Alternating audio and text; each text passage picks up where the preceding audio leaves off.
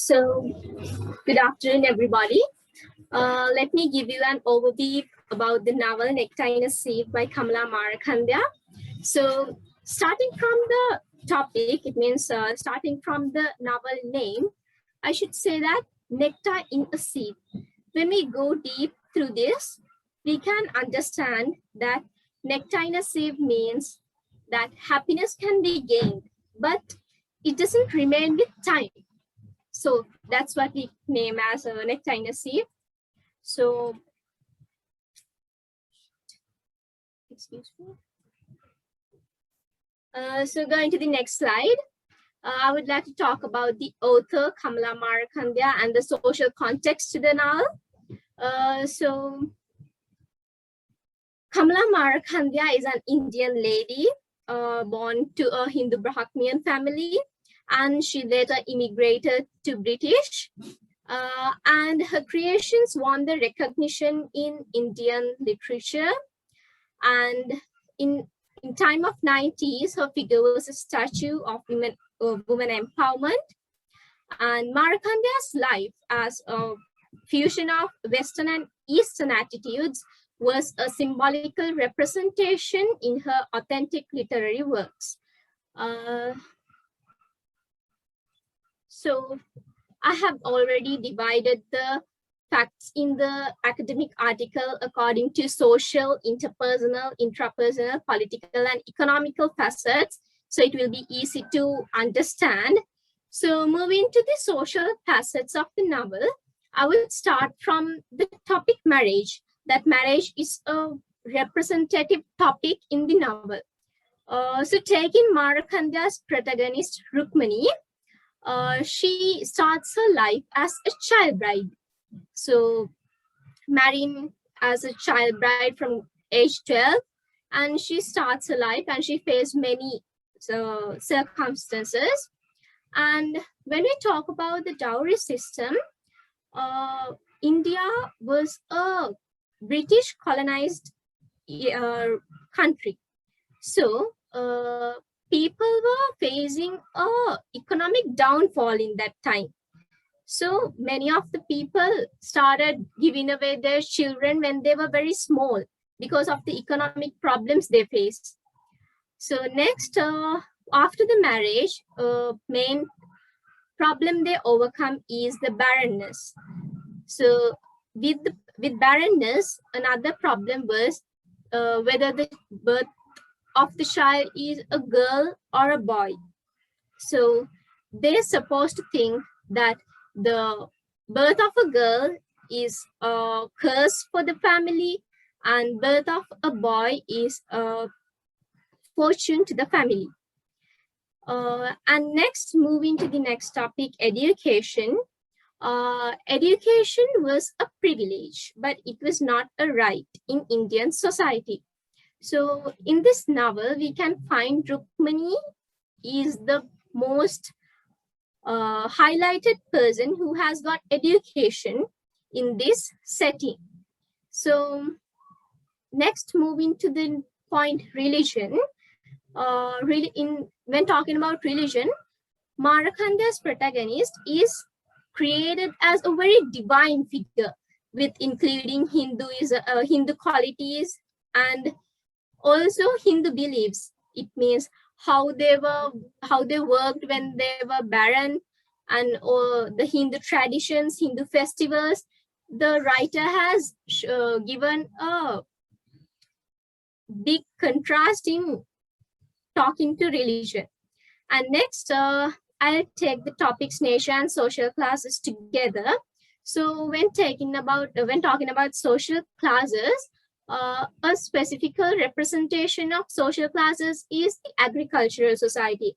So we found that the representation of agricultural society is a microcosmic representation of the then microcosmic India. So that agricultural society or the agricultural community is amalgamated with nature. So next, when we talk about, I'm moving to the next topic, culture and the caste system. It's about culture-oriented traditions and imagery. So from the beginning of the novel till the end, the writer has used many imagery to make the novel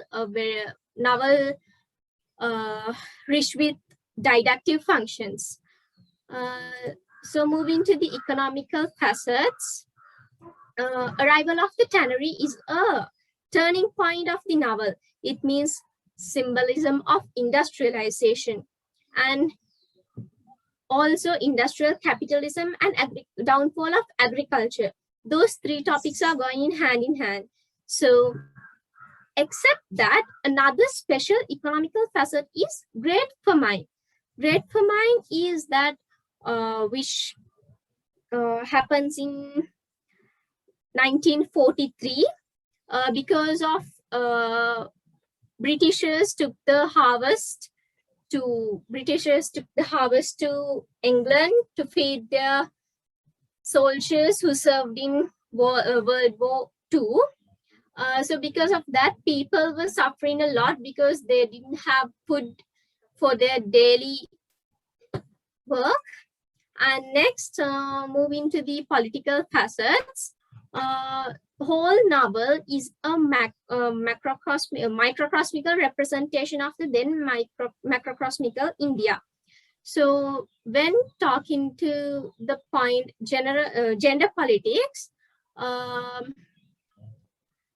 when referred to gender politics, we can see that the characters in the novel are equal. They are equally distributed, and we can find another facet, politics within women. So as women characters, we can find Rukmani as the protagonist and many more women in the novel.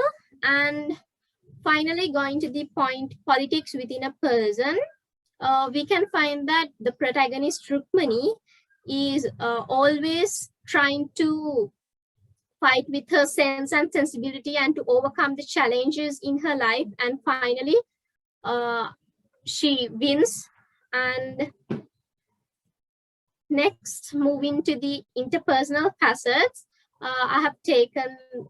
have taken the protagonist Rukmani, and we have separated it as Rukmani as a child and Rukmani as an adult. So Rukmani, from the beginning of her life, she was morally paralyzed because she was given away as a child bride, and she has to overcome many circumstances. And also when Rukmani as an adult, also she overcome many difficulties in her life, and she showed many characteristics like resilience and all.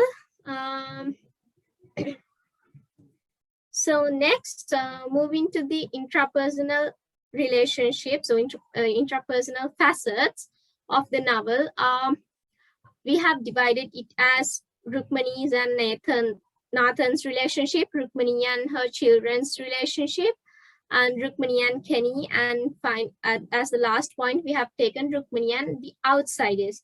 So when talking about Rukmani and Nathan, we can find a strong bond between them. Because although Nathan was not very rich, he was rich in his qualities, and their relationship was unrequited. And also when moving to the point Rukmani and children, they also had a unrequited relationship. And when moving to Rukmani and Kelly, their relationship was very faithful, and specifically that was the point where we can find the fusion of Western and Eastern in this novel. And when we talk about Rukmani and outsiders, outsiders means all the other characters such as the old granny, Puli, and all the other characters, we can find that protagonist Rukmani has become a victimized figure in front of all these outsiders, but still she becomes very resilient, and still she bears up all the circumstances and she wins her life. So moving to the final point about the concepts of the novel. So first, I would like to move to the point fatalism. So these may be the main major themes which we can find in the novel. So when we talk about Your 10-minute fatalism, mark is up. Okay, continue. when we talk about fatalism, realization about fatalism despite the odd of circumstances. In this novel, the writer specifically focuses about the suffering is a main form of purification. So, and also everything happens to fate. But in some places, we can find that the representation of character Kenny opposes this theme.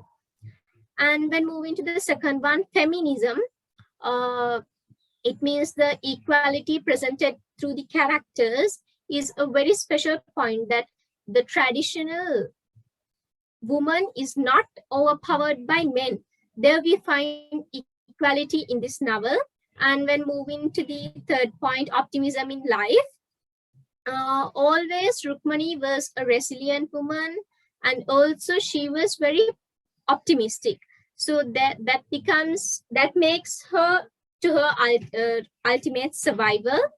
And when moving to the fourth point, influence of money, money becomes a point which overpower women, and the influence of industrialization, capitalism were some points discussed in the novel. So thank you, everyone. These are my members, Naveen, Rashmi, Sewmini, and Mr. Rathnasiri. And I should thank them also. And thank you for listening.